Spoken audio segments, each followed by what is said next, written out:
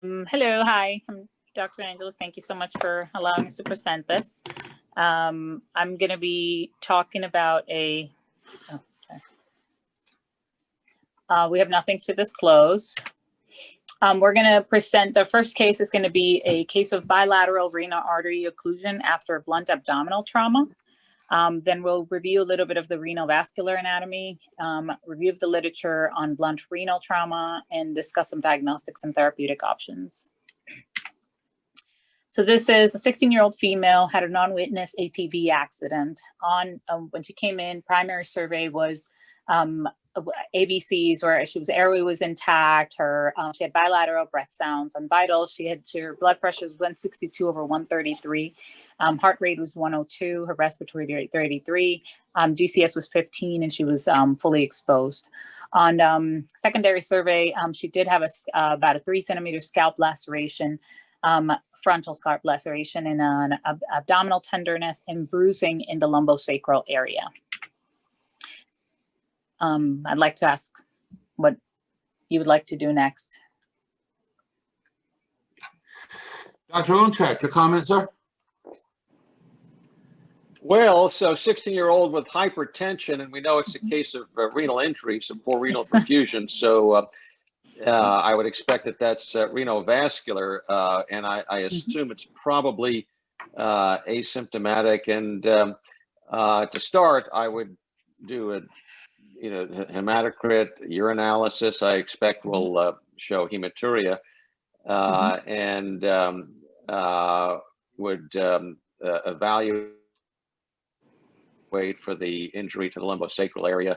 After blunt trauma, part of the physical exam, I would do a fast exam, particularly looking at the kidneys and checking for perfusion, and then very likely go to CT scan. And in this case, I would expect that angio might be a benefit, angiography, but there you go. I see. Thank you, sir. Atlanta, Dr. Frisbee, your comments, please. Can you hear me? Yes, sir, loud and clear. All right. 16 years old and that much hypertension, I think I might do exactly what Dr. Untitled said, and I might just add a little bit of a chemistry in there. When I was in training, the 16-year-old came in and her pressure was higher than that. So I would add a VMA to it, to the chemistries, just to make sure, because usually PHOs they're usually unilateral. They're not bilateral, only in 10% of the cases, but we don't know what we're dealing with here other than a blunt trauma. And all the remainder of the examination, I agree with Dr. Untitled. So on with the show. Thank you, Dr. Frisbee. India, your comments, please. Hello. Hello. Yeah. Right now, we do not know what has happened actually. Patient has only bruise in the lumbosacral area. So we need to evaluate like a general trauma with urine analysis, basic renal parameters and hemogram, and then focus ultrasound at EMD. Then only we'll come to know what has happened inside. Okay. Very good. Thank you. Antigua, Dr. George, your comments, please. Okay, so if I heard everything correctly, because we had a little internet fluctuation, this is a patient who's hypertensive and a bit tachycardic, trauma patient. I would treat as every other trauma patient, same labs that you've just mentioned, and fast, and then consider doing CT with IV contrast soon. Thank you very much. Let's go to Lima, Peru. Dr. Calderon. Yes, thank you, Gary. We are still doing the primary survey in this young lady. Sometimes the increase in the blood pressure is secondary to pain and not necessarily to bleeding, but we have to complete the primary survey, as it say. We should keep her monitored. The airway is clear. We should get a chest X-ray, do the fast exam to check the pericardium and fluid in the abdomen. And we have to do the repair of the scalp wound, at least the staple repair. get a set of labs, urine analysis, put a urinary catheter to take a look what's coming out of it. And if the patient is stable, I can take her to the CT scan. I will need the imagings from the chest, abdomen, pelvis, and the spine. And that's for a beginning. Okay. Thank you, Dr. Calderon. Boston, Dr. Oyman, your comments, sir. I would do it like any trauma. I don't know what this patient has. Obviously, she would have renal injury, but at that time, I do not know. So we do the ABC, chest X-ray, pelvic X-ray. I will not do it fast because she's hemodynamically stable. And I will go straight to the CT scan. And after that, sort it out. As Dr. Calderon mentioned, pain can cause hypertension in a patient like this. Thank you.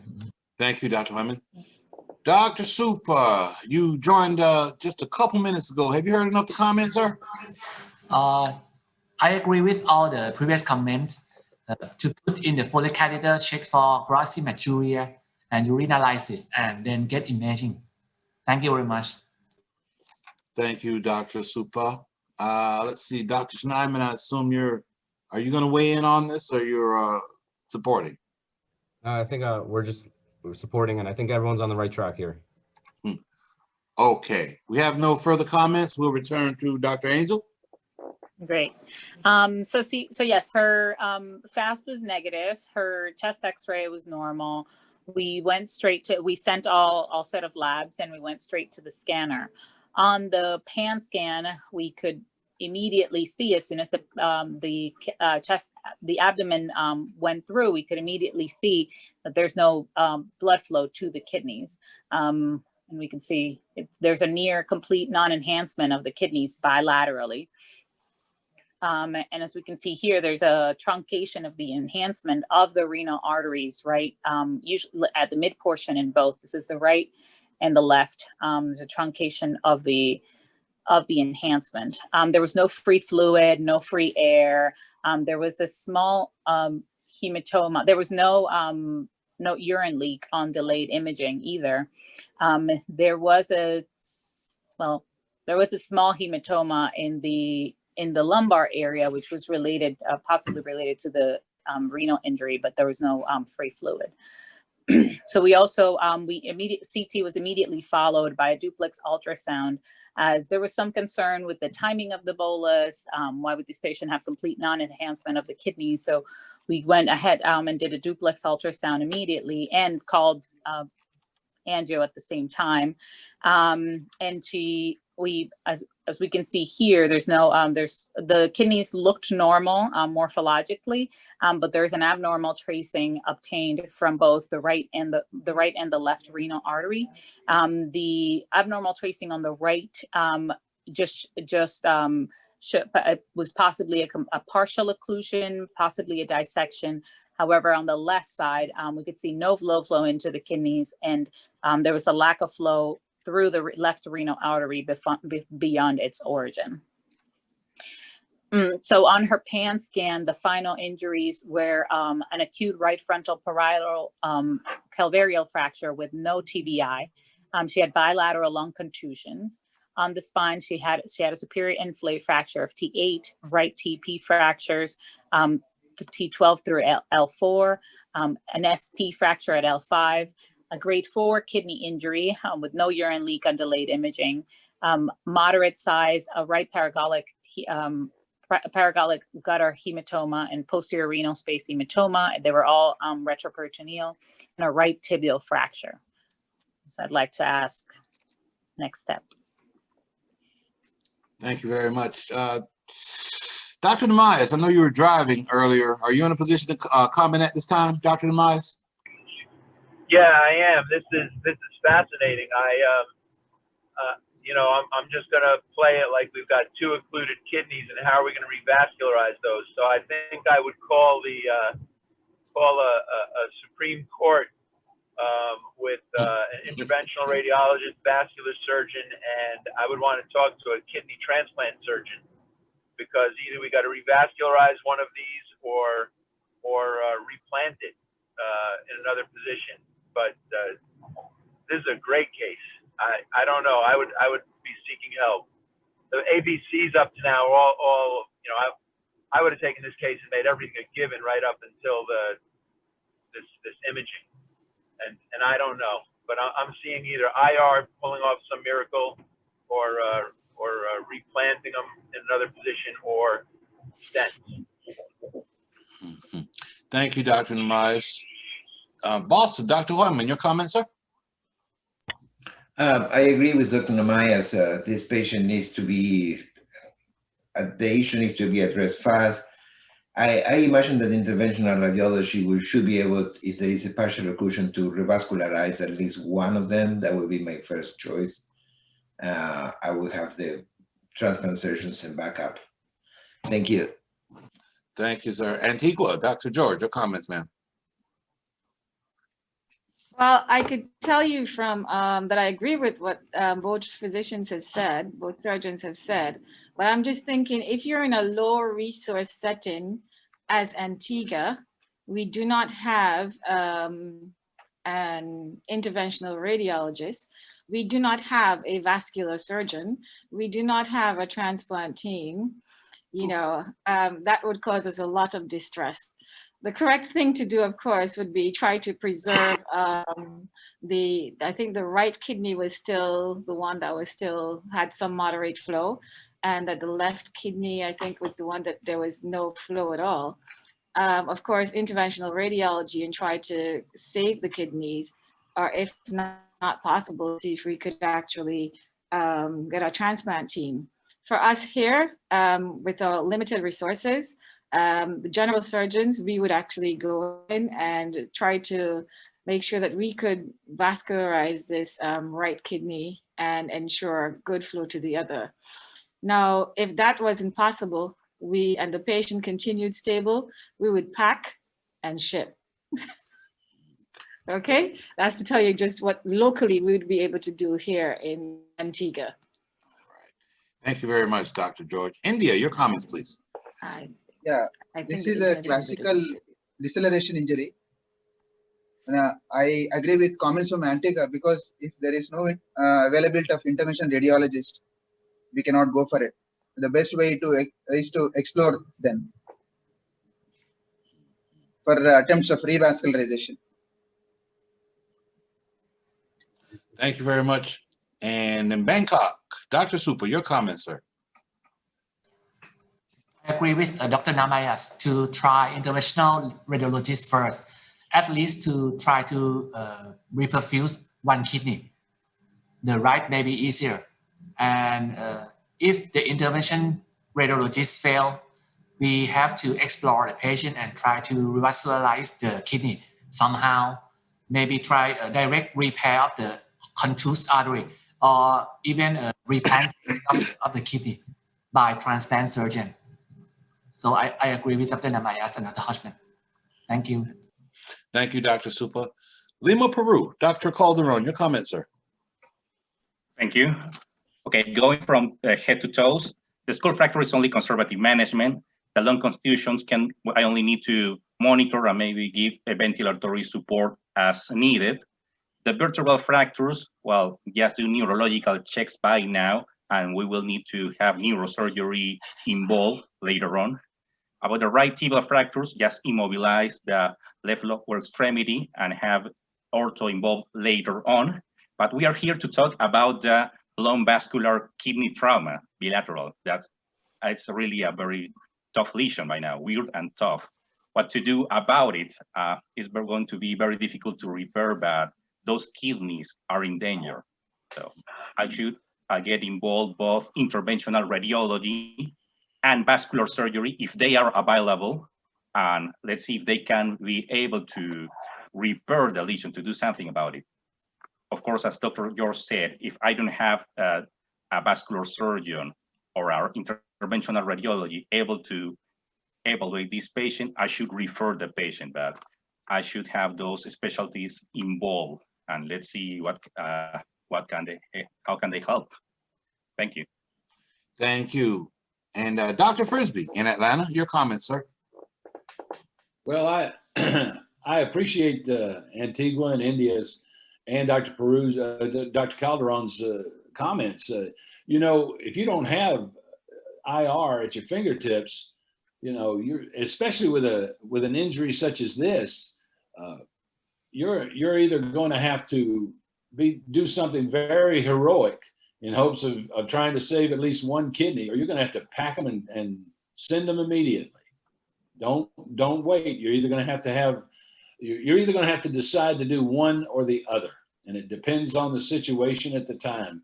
But this is a terrible issue without you know, IR or a vascular surgeon. It really requires some real deep thought. But that I agree with Namias. I really do. Thanks very much.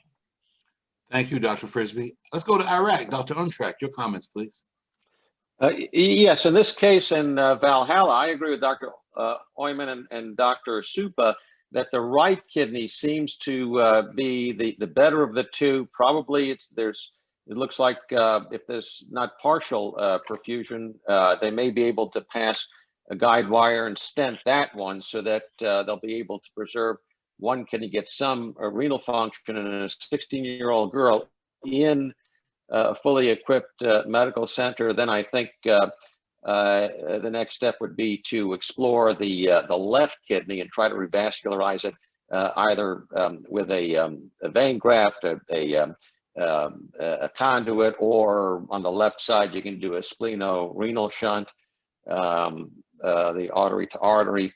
But that's what I would do there. In Antigua, I take it that Dr. George has CT, but nothing else. Is that right, Dr. George? Right, that's correct. Yeah.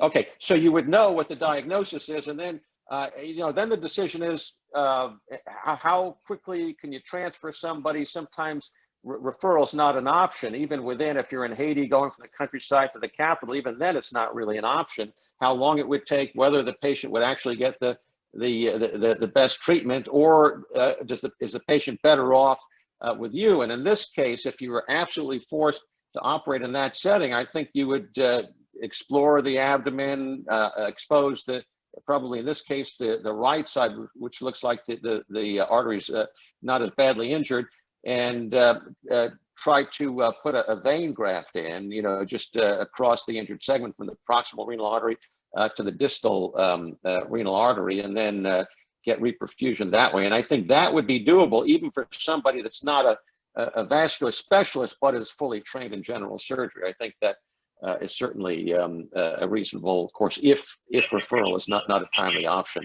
But that's how I would approach this case in two different settings. Thank you, Dr. Untrack. Has everyone had an opportunity to comment before we return to Dr. Angel? Hey, Gary, I have a comment. Yes, sir. You know, in Miami, we take international and faraway transfers, and I'm curious what you all think. But I mean, I think about the best I've seen from one of the islands in the Caribbean is between 11 and 12 hours from the time they call to the time they're in our doors. And I think 12 hours unperfused kidney, that kidney's not going to work again. So I'm wondering what's the best experience people have? I mean, our best times are from the U.S. Virgin Islands because no visa issues. But I mean, when you're crossing international borders, then you have customs issues. These international things can take 24 hours. So, you know, unless you've got a great transfer arrangement, I think this would be really hard to pull off. Anyone comment on Dr. Namias' observation? Yeah, and the other thing with that, with prolonged transfer time, is it's going to be warm ischemia, not cold ischemia. Dr. Frisbee, looks like you have a comment on that, Dr. Namias' observation? No, that's right. It's going to be warm ischemic, and a warm ischemic time for a kidney is far shorter than a cold one. So, you know, that might be futile, depending on how far away you are and how much misery is going on administratively. So that's my only comment. Thank you very much. Let's go back. Can I just ask a question?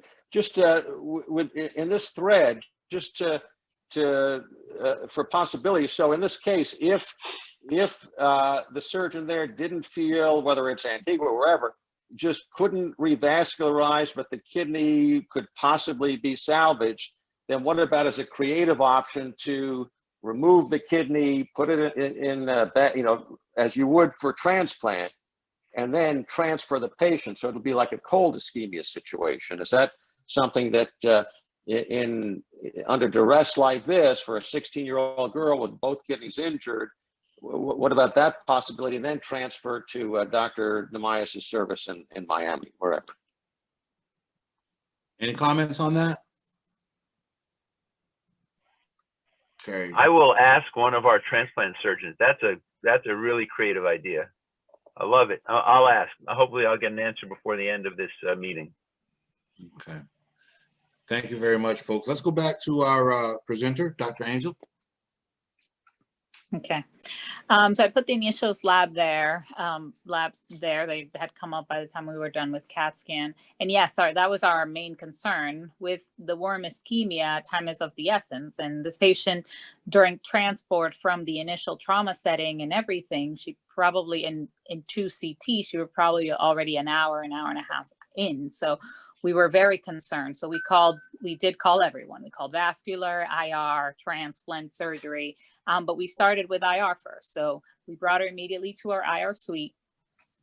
And this is what we found immediately. So on the angio for the right side, we could see that there is a partial occlusion of the main renal artery.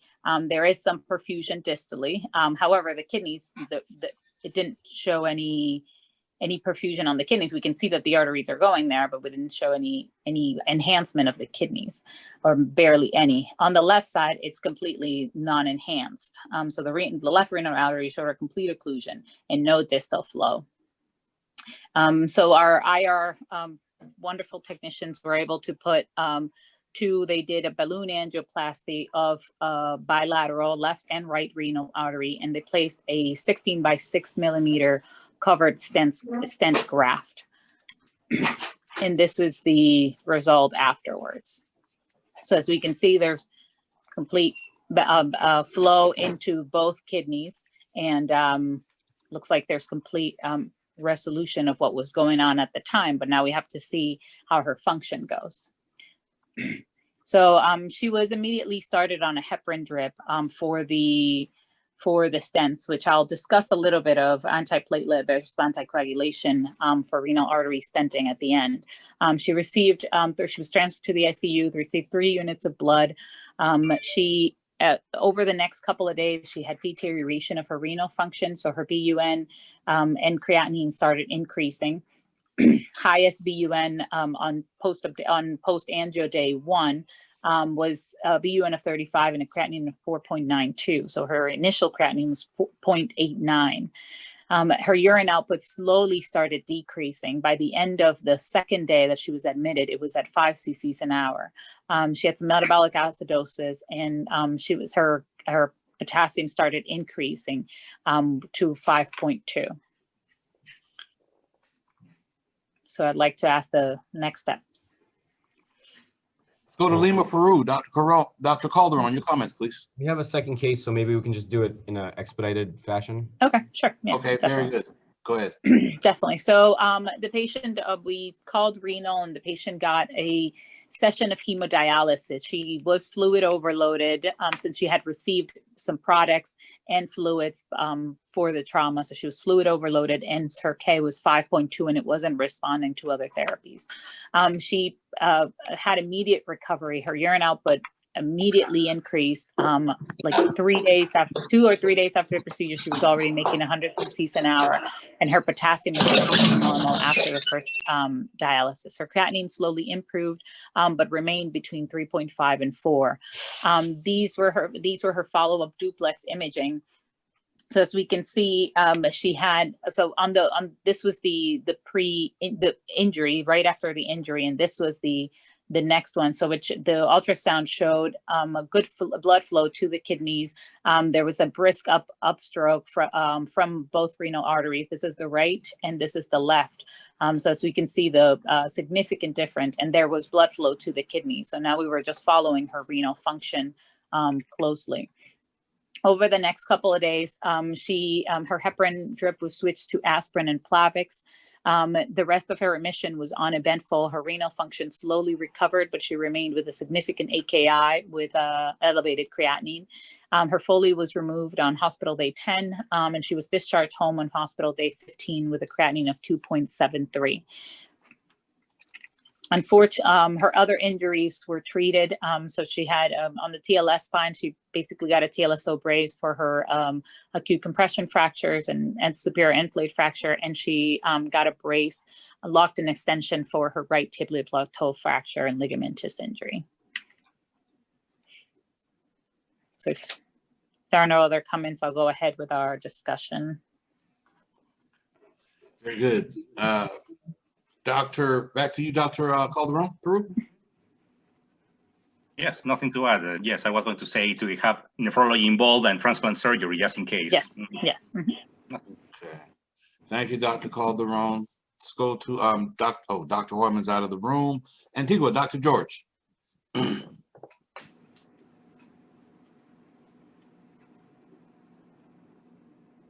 No comment at this time. Good. Thank you very much. Bangkok, Dr. Supa. Very good and interesting management. And I think the patient is lucky to gain her renal function back. Thank you very much. Thank you. Atlanta, Dr. Frisbee. Just like to ask what the follow-up was on her creatinine. Did it drift down or did it stay right where it was? So unfortunately, and that was my next comment, she didn't follow up in the hospital. She was not from the area, so she followed up somewhere else with a pediatric nephrologist. So eventually, throughout her stay, she was connected with a pediatric nephrologist, and they followed her closely throughout her stay, and then they transferred her care to another pediatric nephrologist closer to her home. Because she was actually just she was vacationing around here with her parents. Okay. All right. Thank you. Dr. Untrack, your comments, please. Yes, but I think that's normal after an acute kidney injury, that as long as she was converted from oliguric to non-oliguric renal failure, the creatinine eventually should come back to normal. But my question was about the blood pressure. I assume that then returned to normal after the renal blood flow had been normalized. Is that right? I'm sorry, I missed the question. Her blood pressure, did that return to normal after the stents were placed? Her blood pressure, yes. We did involve Yes, pediatric cardiology, but her blood pressure returned to normal afterwards. So you assume it was just renovascular hypertension? Yes, that's what Is we that right? assumed. Mm-hmm. Yes, okay. Correct. All right. Well, very nice case. She went to the right place. Thank you, Dr. Untrack. Let's go to India. Your comments, please. Yeah, it's an excellent case, and it was very well managed, well in time. The injury is mainly, the raising creatinine is mainly because of the primary renal injury due to bilateral renal artery thrombosis. And then contrast would have added to the insult. Contrast study, imaging, interventional radiology suit. And the creatinine is expected to fall further. It may not come to normal, but it may improve further. Thank you very much. Let's go to Ryder for Dr. Namias' comments. Dr. Namias, do you have a comment, sir? Okay, he may be tied up. Any other comments? No comments, Gary. I'm trying to get input from a transplanter on this. Yes, sir. Thank you. Any other comments before Dr. Angel continues? Okay, back to you, ma'am. Okay. So just in the interest of time, I would just go over quickly the renal vascular anatomy. So the renal artery originates from the aorta at the level of L1, L2, and just inferior to the origin of the superior mesenteric artery. These arteries are typically posterior to the renal veins and anterior to the renal pelvis. The left renal artery arises at a higher level than the right renal artery and follows an upward course, but the right one is longer and passes posterior to the vena cava, which theoretically the renal artery blunt trauma is more common on the left. So the theory is that because the right renal artery passes posterior to the vena cava. as the renal artery approaches the hilum, it divides into anterior and posterior segmental branches, and then these further divide into interlobar, arcuate, and to supply the entire kidney. In the literature, there's the blunt renal artery injuries is exceedingly rare. There is this paper by that was published in the Journal of American College of Surgeons in 2006, which shows the management and hospital outcome of blunt renal artery injuries. So they analyzed 517 patients, mainly from the National Trauma Data Bank. So these are exceedingly rare, but bilateral injuries are even more uncommon. So in this study, they evaluated all blunt trauma admissions with renal artery injuries. Out of the 900,000 blunt trauma admissions, there were 517 patients that had just renal artery injury, not necessarily bilateral. Bilateral was even more uncommon. So it was a 0.05% incidence. About 17% of patients, that was the only intra-abdominal injury. So these are usually related with multiple other injuries. And as we can see on the table on the right, these are the other types of injuries that were related. So in 73% of cases, they had other solid organ injuries along with the kidney injury. On 16% of cases, they had other viscous injury, other vascular injuries in 17%, and no other associated abdominal injuries in 16.8%. The optimal management for renal injuries has not been definitely decided or established. There are different people have done multiple things, and in this study they just went over. So about 46% of them got a laparotomy, and in that they got either immediate nephrectomy, arterial reconstruction of some sort, auto transplantation, one patient, 0.2%, no renal artery exploration, and a postoperative stent was in 1%, which was our these were patients that had arterial reconstruction and then required a postoperative stent. 53.8% of patients were just observed, and patients that got a primary stent placement were of 8 patients, so about 1.1%, which was our management. Then we also had these usually have a poor renal outcome due mainly to the warm ischemia. As I said, they mentioned that they're most common on the left.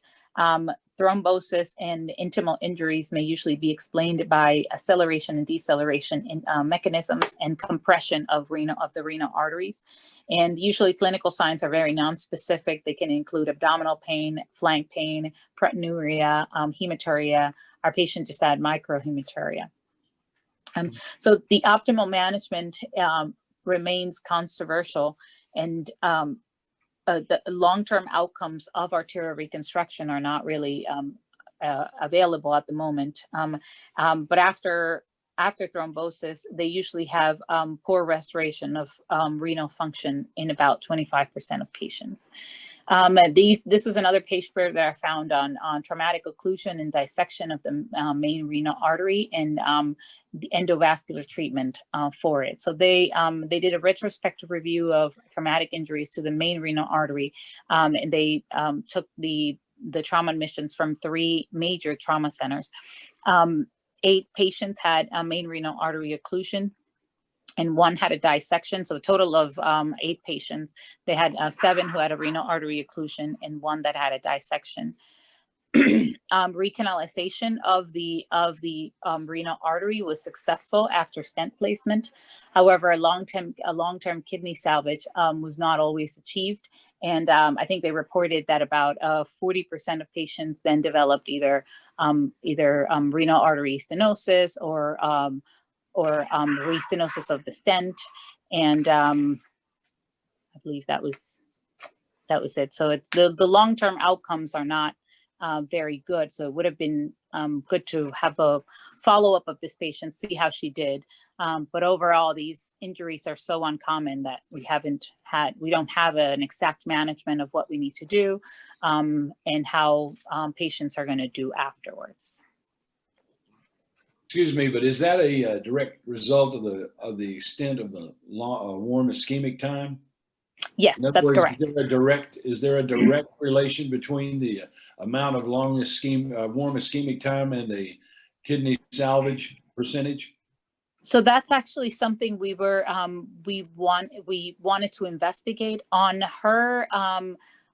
Usually, yes, it is related to the warm ischemia time. So usually the warm ischemia time, patients have a worse outcome after 1 hour of warm ischemia time. So usually the poor outcome is related to that. 1 hour is a very short amount of time. So patients that go past 1 hour are usually do worse than patients that are able to get management before. Our patient specifically, we did the timeline, and I think she had gotten the stents at about 4 hours. So we would have to see how she did afterwards.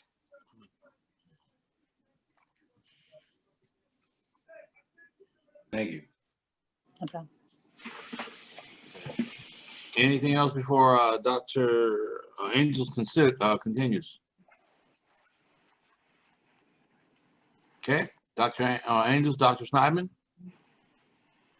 No, thank you, Dr. Angels. That was great job. And let's move on to the second case. Okay. All right. Thank you very much, everyone. Thank you.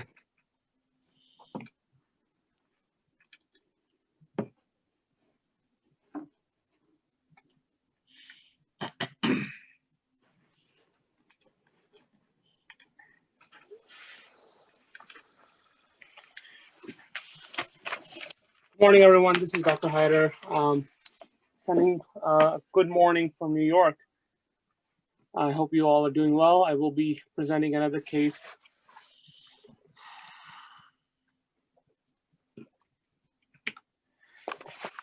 This case is a 52-year-old man who had a history of cognitive disability. He lives at a facility, and he presented to us after he fell down a flight of stairs. On arrival, we did a primary survey. His airway was intact with good breath sounds bilaterally. On arrival, he was tachycardic to 116 and his blood pressure was low. It was 70/35. Neurologically, he had a GCS of 15. We obtained appropriate exposure, after which we performed a secondary survey, and the only injury he had was left chest wall and flank tenderness. We continued to perform our adjuncts to primary survey, and you can see we performed an x-ray. His x-ray was fairly normal. We continued to perform a FAST. He had a negative FAST. He had no free fluid. However, on the FAST examination, when we were looking at the splenorenal window, we did see some fluid by the left kidney in the retroperitoneum. However, there was no free fluid in the peritoneal cavity itself. This is his initial blood gas, is a venous blood gas. His pH was 7.27, hemoglobin 8.8, with a lactate of 4.4. Clearly evident he was in hemorrhagic shock, evident by his vital signs and his blood gas. We obtained 2 wide bore IV lines, placed an A line.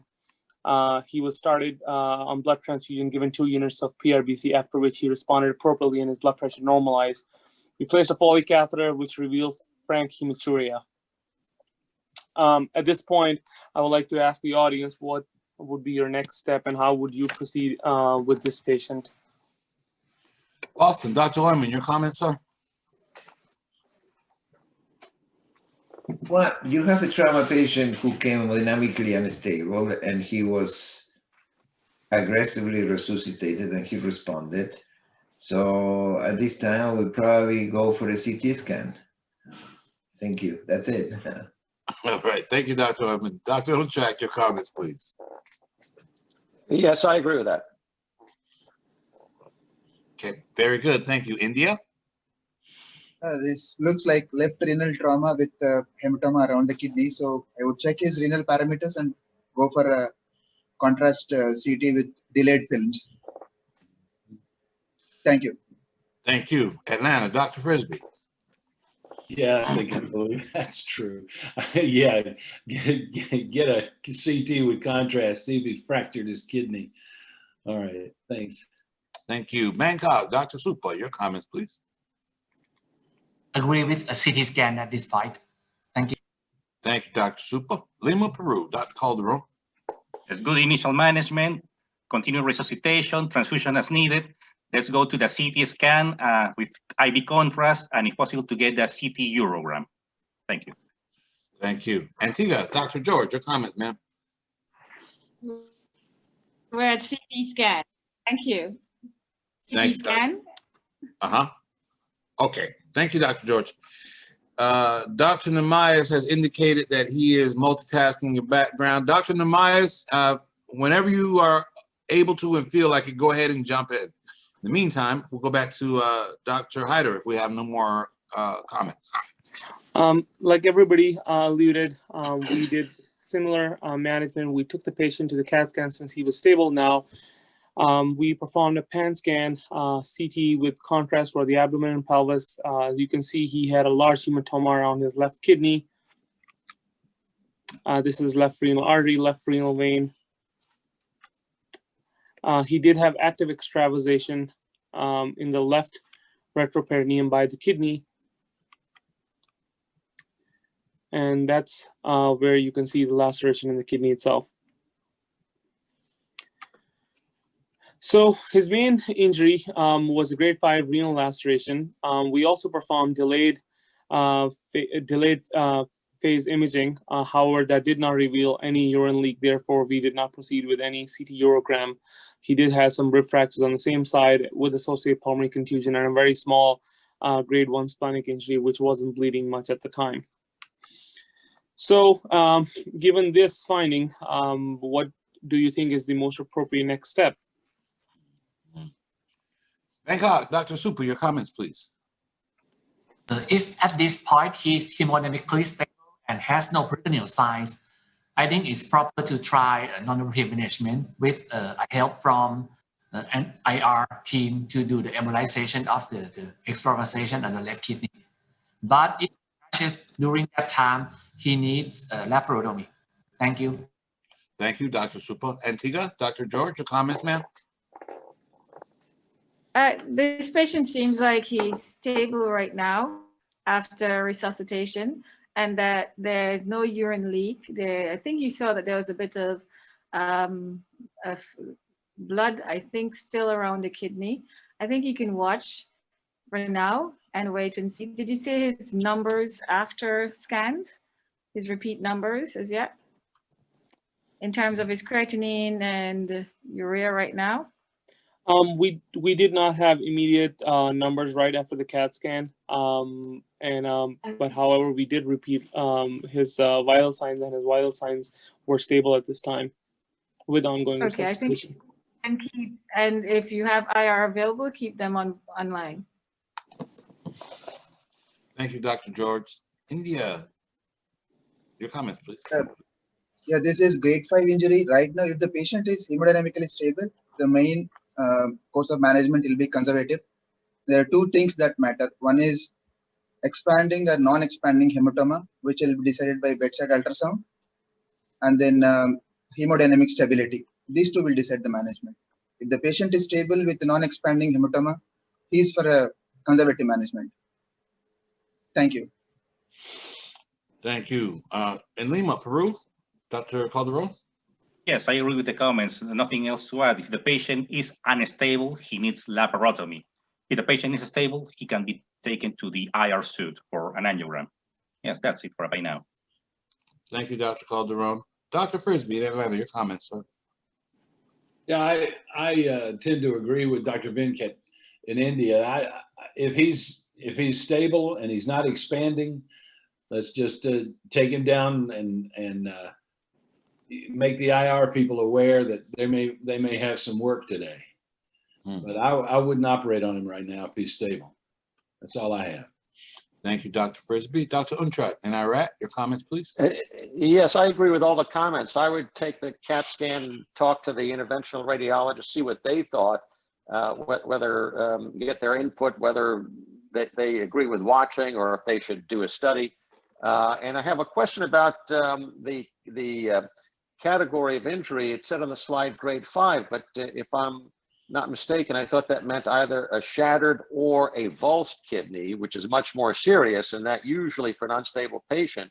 and for anybody, if it's avulsed, then the patient needs to have surgery, usually a nephrectomy. So in looking at that, I would have called it maybe grade 3 or grade 4 if there was urine extravasation. So I'm a little, maybe you can clarify that, why it's categorized as grade 5, but otherwise I agree with all the other comments. So, thank you for bringing that important point up. I completely agree with you. The parenchymal injury itself is not grade 5 by any means, but according to the radiologist, they felt that there was an avulsion of the renal vein. That's why they felt that this was a grade 5 injury. And in hindsight, I'll show you in later slides that it actually did prove to be a grade 5 injury. Thank you. Boston, Dr. Oyman, your comments, please. My comments were more or less in the same line that Dr. Untitled. First, this patient transiently became stable. The amount of extravasation of contrast, I think, is significant. So I think this patient will become unstable. If the amount of contrast in the kidney, on the left kidney compared to the right kidney, is different. So if this patient, I will discuss this with interventional radiology, but if he does not, he cannot be successfully treated endovascularly, this patient most likely than not would need to go to the operating room. If this patient goes to the operating room, we cannot say that we will repair the artery and the vein, whatever, but it's very, very difficult. Most likely this will end up in a nephrectomy. But yes, you can try to repair whatever is injured. But I suspected that that was going to be the case based on the amount of contrast visible in both kidneys. Thank you. Thank you, Dr. Lemon. Any comments before we return to Dr. Haider? Okay, back to you, Dr. Haider. I agree with everybody's comments, and this was exactly our thought process as well, that this is a fairly high-grade injury, and we felt that it would be better to at least see if there was any extravasation that could be controlled by interventional radiology. So we took the patient to the interventional radiology suite. He had ongoing resuscitation. What gets interesting here is he underwent an angiogram of the left kidney, and you can see there's absolutely no contrast extravasation on the angiogram. This is another angiogram. You can see very well perfused kidney, absolutely no contrast extravasation. So the question here becomes now, what do we need to do next? So we looked at the CAT scan one more time with the interventional radiologist and felt, and tried to determine where on the parenchyma the injury was. According to the interventional radiologist, he felt that the injury was predominantly to the upper pole. So we decided maybe if we empirically embolize the superior pole branches, we could possibly reduce the amount of contrast extravasation, which and the bleeding from that part of the kidney, which probably is not visible right now because it has either tamponaded by the retroperitoneum or it's more venous nature. So we attempted to do that. However, they were unable to embolize that because they weren't able to selectively cannulate the upper pole branches. So at this point, these are the patient's vital signs. He has received 6 units of PRBC, 6 FFP, 1 platelets. He's still not intubated. His blood pressure is very good now. It's 190 over 105. His heart rate's 97. And we have not achieved any surgical control of his bleeding. So my question to all of you is, with these hemodynamics, with a fair bit of resuscitation, what would you do next? Would you take this patient back to the ICU, or would you take him to the operating room for an empiric nephrectomy? Dr. Frisbee, your comment, sir? Well, he's invested 6 units in him and 1 platelet and some FFP, and you still don't have control. He's got a fractured kidney, and nobody can do anything about the, doing anything about embolizing any of the bleeders. That kidney is going to go in the bucket. I would take him to the operating room. Thank you, Dr. Frisbee. India, Dr. Venkat, your comments, please. Yeah, same thing.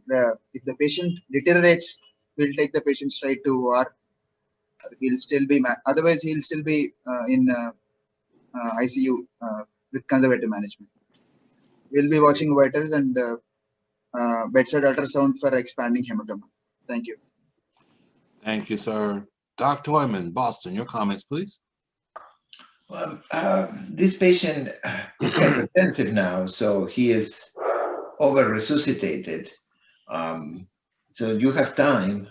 If this is venous bleed, obviously, it might tamponade out on its own, despite the fact that it was so much seen in the CT scan. And I thought that he would end up going to the OR. Maybe he would not. So you have time, and I would probably put him in the ICU, monitor, see the venous. It's not arterial, it's venous. It's a closed space, the retroperitoneum. Hopefully it tamponades. If it continues to bleed, that will go to the OR. And again, try to do the repair, which most likely will be unsuccessful. And most likely this patient will end up with a nephrectomy. Thank you. Thank you, Dr. Hoyman. And Lima, Peru, Dr. Calderon, your comments, sir. Well, we can argue this, but I would monitor the patient in the ICU just to check the hemodynamics, train the labs, the hemoglobin, the creatinine, check the urine output, and let's see how much, if he continues bleeding, gets unstable, if we need more transfusion, I would take the patient, of course, to the operating room for the exploration, but I would monitor first. Thanks. Thank you, Dr. Calderon. Dr. Umtrat in Iraq? Yes, Dr. Haider, from what you mentioned about the radiologist comments on the CT scan, if I heard correctly, the patient has a disrupted left renal vein. So if that's the case, and he has good arterial perfusion, he's unlikely to stop bleeding. I've been in the operating room as a senior resident. When I cut the left renal vein, it bleeds a lot. That's pretty scary bleeding. So if the radiologist was sure of that injury, then I wouldn't wait until he became unstable. I would just explore the left retroperitoneum and the left renal vein. If it's between the gonadal vein and the vena cava, then you can just ligate the injury, and the patient would have good venous drainage through the collaterals, the gonadal veins. And otherwise, you can attempt to repair if it's a repairable injury. And then if it didn't look secure, if you were concerned that it might not work, a 56-year-old man, I agree, then the next step would be to do a nephrectomy on the left. Thank you, Dr. Untrat. Bangkok, Dr. Supa, your comments, sir. If we were still in the IR suite, I would ask the radiologist to check for bleeding from a lumbar artery, which may explain the extravasation around the left kidney. And this can be also embolized if found. And I agree with Dr. Hodgman that if there is no active artery extravasation, maybe the bleeding is from the renal vein, which is harder to treat with IR. And I agree with Dr. Frisbee. This patient, he's older than the first case, and he doesn't have much reserve. He bled a lot. He received 6 units of blood, and he dropped his blood pressure once. And we didn't do anything about the bleeding yet. I prefer to do the laparotomy and try to stop the bleeding surgically. If lucky, if we can control the renal vessel, we may be able to save the left kidney by repairing the injury. But if not, I will not hesitate to do the nephrectomy to save his life. Thank you. Thank you, Dr. Supa. Antigua, Dr. George, your comments, ma'am. Hi, so it's not too long. I agree with everything that Dr. Supa just said. This patient right now has received about 6 units of blood, and we still have no control of the bleeding. The other kidney is working. I think we should take this patient to operating theater. Right. Thank you, ma'am. Thank you. Thank you, ma'am. Any comments before we return to Dr. Haider? I just wanted to mention that one comment. Dr. Supa is correct. We should always look for bleeding from the lumbars, and I imagine that that was done. My only concern about taking this patient to the OR based on the reading in the CT, which again we didn't see completely, is that when they shoot the kidney repeatedly, they didn't observe any bleeding. There was no perfusion of the kidney. Maybe the renal vein already became occluded by them. So even if it's, and it appears to be, if it is, very close to the kidney, it's granted that, particularly on the left, the renal vein can be ligated, like Dr. Untrak said, but the situation is to ligate it close to the aorta to allow for the collateral flows through the adrenals and the gonadal veins to drain the kidney. But this, if it is an injury, appears to be very close to the hilum. So it might have a stop, or it's coming, it has another source. So that's my only comments. Sorry, thank you. Thank you, Dr. Hartman. Dr. Shnaydman?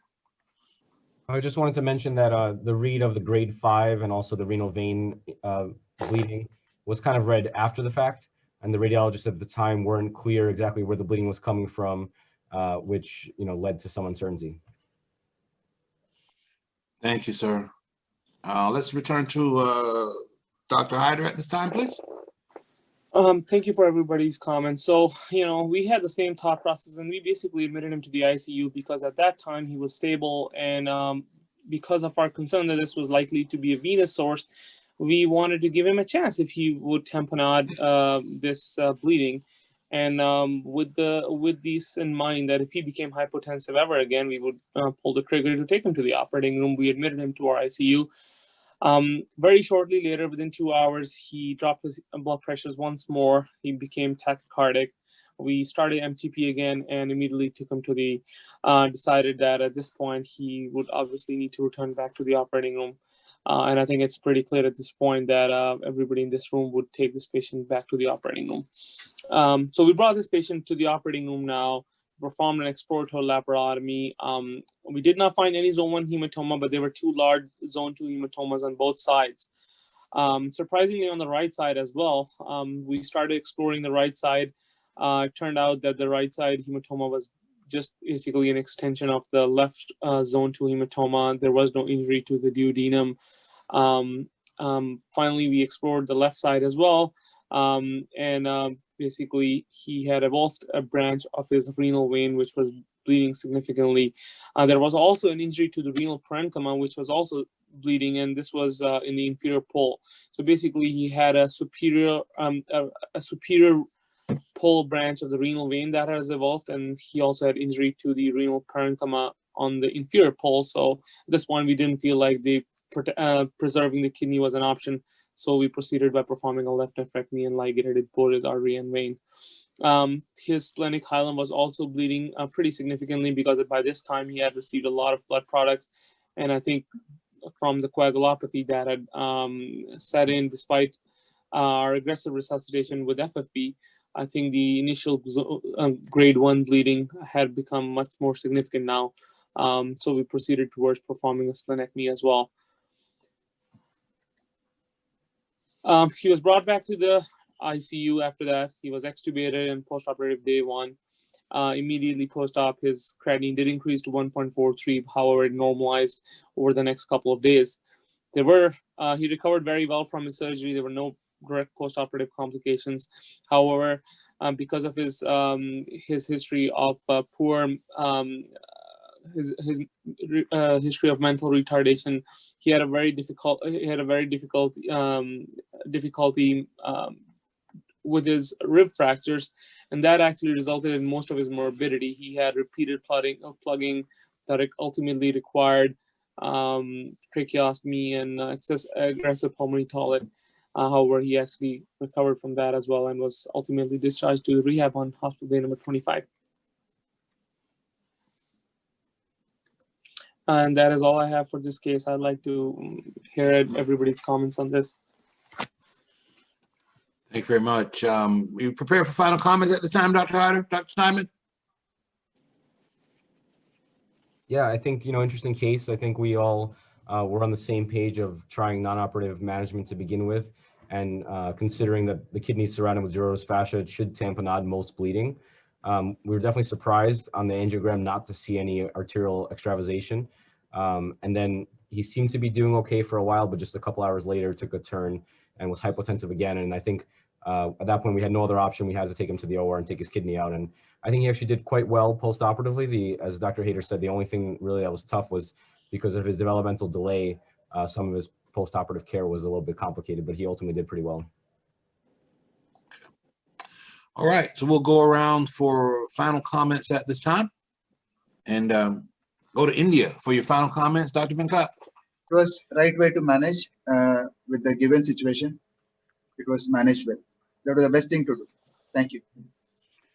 Thank you, sir. Go to Antigua, Dr. George, your final comments, ma'am. Yes, thank you so much. These were two very interesting cases, especially for us, because we don't have some of the many resources that you do. And these cases were managed very well. Thanks for your comments, ma'am. Let's go to Iraq, to Dr. Untracked. Your final comments, please. Yes, I agree. Very nicely managed case. And I assume that if this were a young, healthy patient, you would have had the option to save this kidney, I would think, just by dealing with removing the upper pole and oversewing it, ligating the avulsed vessel, and I think the lower pole, probably you could have preserved that kidney in a younger patient if you needed to, if everything else there were no other injuries, no other factors. I'd just be interested in your comments about that. But very nicely managed case. I would have done the same thing here. Thank you, Dr. Untracked. Bangkok, Dr. Supa, your final comments, sir. Thank you very much for presenting these two interesting and educational cases. I learned a lot, as usual. Thank you very much. Thank you, Dr. Supa.